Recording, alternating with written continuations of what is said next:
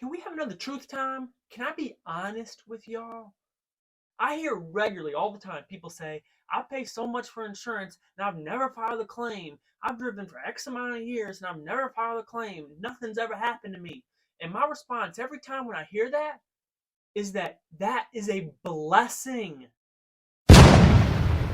Oftentimes, when I'm reviewing insurance with people, they'll always tell me they pay too much for insurance.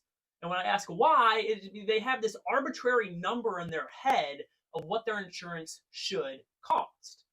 And then one of their first rebuttals back is, well, I've never filed a claim in my life. I've never been into a car accident. My home's never burned. Why am I paying so much money? And I point it back and I reassure them that if you haven't had an accident, if you haven't had a claim, that is a blessing.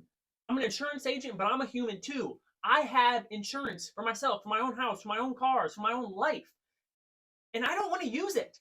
I am more than glad at the end of the year for my insurance expenses to be a sunk cost. I had water damage in my basement Halloween of 2021. And when I was calling the restoration company and calling these companies, I was not excited. I was not, yeah, woo! I get to put my insurance to use. Yeah, thank you. I would rather just have there be no issues. I would rather have my toilet work well, for my floors not to need replaced. If you haven't had a claim, I'm telling you, that is a good thing.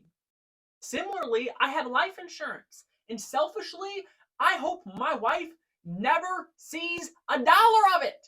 When it comes to life insurance, whether it's myself or whether I'm writing somebody else's life insurance and helping them, my goal is not for their beneficiary to see that cash. But I understand, like I mentioned in the last video, that we live in a fallen world. Accidents happen.